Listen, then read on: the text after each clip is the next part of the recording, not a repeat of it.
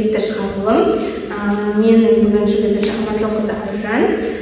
Бізде ұлттық гимназияда алдыңғы оқу жылы жазғы демалысқа орай 7-ші сыныптарға Рухания кітабын оқуға тапсырма берілген болатын, және осы оқу жылының басында сол оқушыларға кітап мазмұны бойынша тест жинақтарынан сұрақтар қойылды, және сол байқаудың бізде жеңімпазы бүгінгі біздің қонағымыз Жұбаныш Мақсат. Қош келдіңіз. Қош көрдік.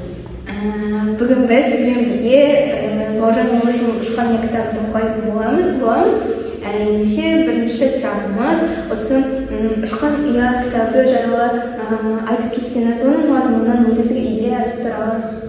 Рухания кітабының негізі адамға ой саларлық, ішкі жан дүниесін оятарлық және де рухани жаңғыруды жақсартатын, өзіндік тәрбие мен өнеге беретін кітап. Және бұл кітапты Бауыржан Момышұлы өзіндік көрген тәжірибелерімен, балалық шағындағы оқиғалармен баяндап жазған. Негізгі идеясы негізінде Рухания болашаққа деген көзқарасты өзгертеді. Мысалы, сенің бала күннен болашаққа дейінгі өміріңді көз алдында баяндап береді. Өмірін көз алдында баяндайды және де түрлі оқиғалармен сені қызықтырып, таң қалдырады. Сол арқылы мен бұл кітап мені сол арқылы баурап алды. Рахмет. Енді сізге мынандай сұрақ қойғым келіп отыр. Осы шығармада біз білеміз, басты кейіпкер ол Бауыржан Момышұлы, бірақ одан да басқа өзге кейіпкерлер бар. Сізге осы кітаптағы Бауыржан Момышұлынан басқа қай кейіпкер ұнады? Мен үшін бұл кітапта Бауыржан Момышұлынан басқа оның Бауыржан Момышұлының әжесі, яғни Қызтумас деген әже маған ұнады. Өйткені ол Бауыржанға кішкентай кезінен өзіндік тәрбие, өнеге, өзіндік көрген тәжірибелерімен оған деген ол үшін жақсы болсын, мысалы, ол үшін өмірде ол жағдайларды мысалы түсінбей, қиыншылық көрмесін, сосын тағы да басқа сол идеясы. Енді осы Руханиядағы қай оқиға сіздің өміріңізге ерекше әсер етті? Мен үшін Руханиядағы ең басты, ең үздік оқиға ол Бауыржанның жеті атасын жаттауы. Яғни қазіргі заманда көп адам өзінің жеті атасын білмейді. Мысалы, біздің халқымыздың жеті атасын білмеген жетесіз деген мақал бар. Осы мақалды негізге ала отырып, бұл шығарма баяндалады. Мысалы, жеті атасын ол Бауыржан Момышұлы ол әкесінен, атасынан үйренді. Және де мысалы осы оқиға бойынша бір күні Бауыржанның үйіне, оның әкесінің үйіне бір қонақтар келеді. Және де қонақтар келгенде Бауыржаннан сұрайды. Бауыржан жеті атаны білесің бе дейді. Бауыржан өз әкесін, атасын айтып, оларды тәнті қылады.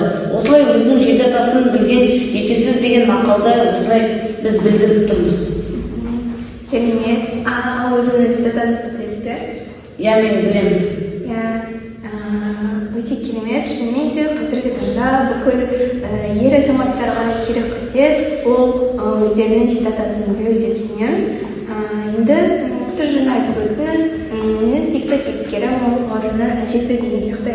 Енді қазіргі таңда сол Қызтумас секілді әже болмаса, яғни әй дейтін әже, қой дейтін қожа болмаса, біздің қоғамымыздағы тәрбие қалай өзгереді, қоғамымыз қай бағытқа қарай бағыт алар еді, яғни біздің қоғамда қандай жалпы өзгерістер болады? Қазіргі таңда Қызтумас сияқты әжелер өте аз. Мысалы, олар балаларының оқуына, үлгеруіне, тәртібіне көңіл бөлмей, өздері үйрене деп жүре береді.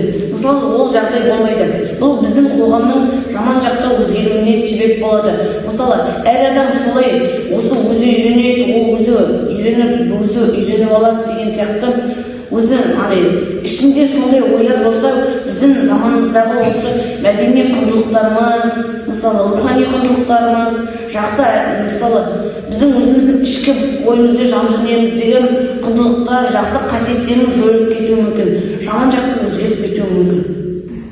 Келісемін. Енді қалай ойлайсыз, Руханиядағы тәрбиемен біздің қазіргі замандағы ата-аналарымыз беріп жатқан тәрбиелер арасында айырмашылық бар ма? Біздің осы қазіргі замандағы тәрбие мен ол замандағы тәрбие екеуі екі бөлек нәрсе. Мысалы, ол замандағы тәрбиелер өте нақты және де ол тәрбиелерді мысалы ата-анасынан, әжесінен, туған туысқандарынан алады. Ол тәрбиені айтқанда сол замандағы балалар тез ұғып, тез нәтиже шығаратын еді. Ал қазіргі заманның балалары ондай нәтиже шығаруға асығатын емес. Яғни өзінің айтқан ата-анасының тәрбиесіне, ақылына құлақ аспай жүре беруі мүмкін. Яғни тез мысалы бір сабағында осы қазір оқы, тез оқы, сосын барып сыртқа шығасың деген сияқты мысалы. Ол бала оны тыңдамайды, ол осы сабақ 2 күннен кейін болады. Мен оны оқысам, мысалы ертең оқысам үлгеремін деген сияқты ол онда ой қалыптасады. Осылай біздің заманымыздағы құндылықтар өзінің мәнін жояды. Осылай мәнін жойғандықтан біздің осы замандағы құндылықтар мен тәрбиелер мен бұрынғы замандағы тәрбиелердің арасындағы байланыс осыдан көрінеді. Енді қалай ойлайсыз, Бауыржан Момышұлы атамыз неліктен осы кітапты ұшқан ұя деп атады? Себебі ұшқан ұя деген мысалы сен кішкентай кезіңнен өзіңнің шаңырағында, өзіңнің үйінде, ата-анаңның қасында тәрбие көресің. Тәрбие алып, ол мысалы ата-анаң саған оқуды үйретеді, мысалы жазуды үйретеді, түрлі тәрбиелер береді. Жаман затқа жолама, жақсылықты көп істе, мысалы үлкен кісіге көмектес деген сияқты тәрбиелерді береді. Яғни сол сияқты ұшқан ұя деген сондай сипаттағы көріністерді көрсете арқылы Бауыржан Момышұлы ұшқан ұя деп атаған. Солай ұшқан ұя деп аталуының себебі болашаққа деген адамның көзқарасы. Болашаққа мысалы біздің кішкентай кезімізден болашаққа дейінгі іс-әрекеттеріміз, жақсылықтарымыз, жамандықтарымыз бәрі көрініс тапқандықтан ұшқан ұяға мысалы болашақта ұшпаққа ұшу арқылы ұшқан ұя деп атаған. Керемет. Енді сіз жаңадан бері ұшқан ұядағы әженің бейнесін айтып жатырсыз, иә? Осы шығармада енді аналар бейнесіне тоқталсақ, Бауыржан Момышұлының анасы бұл шығармада қалай көрініс табады? Бауыржан Момышұлының анасы, яғни оның анасы Рәзия деген апа болады. Ол деген Бауыржанның кішкентай кезінен қайтыс болады. Және ол Бауыржан әжесі, ағасы және де оның 3 апасы және де 3 апасы бір көкесі болады. Солай ол сол өмірді анасының ақылын естімей, өзінің әжесінің көрген тәрбиесімен қалыптасады. Яғни әжесі оған жақсы тәрбие берді. Анасы да мүмкін тірі болғанда ол да жақсы тиімді, мысалы жаман затқа жолама деген сияқты мысалы сондай өзіндік ақыл кеңестерін баласына үйретер еді. Яғни баласының ешбір ана өзінің баласына жаманшылық ойламайды ғой. Сол сияқты ол анасы да Бауыржан Момышұлына өзінің жақсылық қасиеттерін түсіндіріп, сол өмірдегі маңыздылығын ұғындыратын еді. Енді бұл шығармада ерлік деген сөз қалай көрініс табады? Яғни біз білеміз, біз барлығымыз Бауыржан Момышұлын атақты батыр ретінде танимыз деген сияқты. Мысалы Бауыржан Момышұлы бұрыннан баяғы замандағы мысалы өзіндік кейіпкері, мысалы яғни өзіндік мықты жігері бар, ержүрек адам болған. Яғни ол әскери адам болған. Сондықтан бұл шығармада да өзіндік көрген білімдерін осы шығарма арқылы жазған. Мысалы әскери заманның өмірін осы шығармада көрсеткен. Небір қиыншылықтарды, қуаныштарды баяндаған. Осы шығарманы оқу барысында сізде қандай керемет қасиет қалыптасты? Немесе бір қандай қасиетке ұмтылар едіңіз? Мен осы шығарманы оқи отырып, өзіме деген ұлттық құндылықтарды жете түсініп, соны ұғынуға деген қасиеттерді өзіме бойыма сіңірдім. Яғни мен болашаққа деген көзқарасымды өзгерттім. Енді сіз осы шығарманы оқу барысында өзіңізге қандай қасиетті сіңірдіңіз? Мен бұл шығарманы оқу арқылы өзіме жақсы қасиеттерді сіңірдім. Яғни рухани құндылықтарды және оның адам өміріндегі маңызын және болашаққа деген көзқарасымды өзгерттім. Болашаққа деген көзқарас менің ойымша осы қазіргі кішкентай кезіңнен ақ болашаққа дейін үлкен азамат болғанға дейінгі өмірің. Яғни сол арқылы сен сол аралығында үйренген өзіңнің құндылықтарыңды, яғни өзіңнің үйренген жақсы жаман әрекеттеріңді мида тоқып саралай отырып, сол болашаққа деген көзқарасымды өзгертті. Енді осы шығармадағы Бауыржан Момышұлының мінезі қандай ортада қалыптасты? Бауыржан Момышұлының мінезі жақсы. Бауыржан Момышұлының мінезі жақсы ортада қалыптасқан. Яғни Бауыржан Момышұлы өзінің қатарластарымен және өзінің кішкентай достары да болды. Олармен жақсы негізінде қасындағы адам қандай болса, сен де сол адамнан үйренерің көп деген нәрсе бар ғой. Мысалы, сен қасындағы адам мысалы сабақты жақсы оқыса, сен де сабақты жақсы оқуға ұмтыласың. Қасындағы адам мысалы тентек, тәртіпсіз болса, сен де тәртіпсіздікке бой бересің. Сол сияқты Бауыржан Момышұлының қасындағы достары, жандостары, серіктестері бәрі жақсы бала болған. Кейбіреуі жаман болған. Мысалы, жаман дегенде тәртіпсіздік жасап қоятын бала бар ғой, сондай балалар болған. Яғни сол Бауыржан Момышұлы сол балаларды қарай отырып, мысалы, кейбір балалардан жақсылықты үйренген, кейбір балаларынан тәртіпсіздікті, мысалы, тәртіпсіздік дегенде кейбір бала болғасын тәртіпсіздік жасап қоятын балалар бар. Сол сияқты тәртіпсіздікті де кейде жасап қояды. Ал кейде тәртіпті бала болып, әжесіне көмектесіп, отбасына көмектесіп, жақсы бала болып жүреді.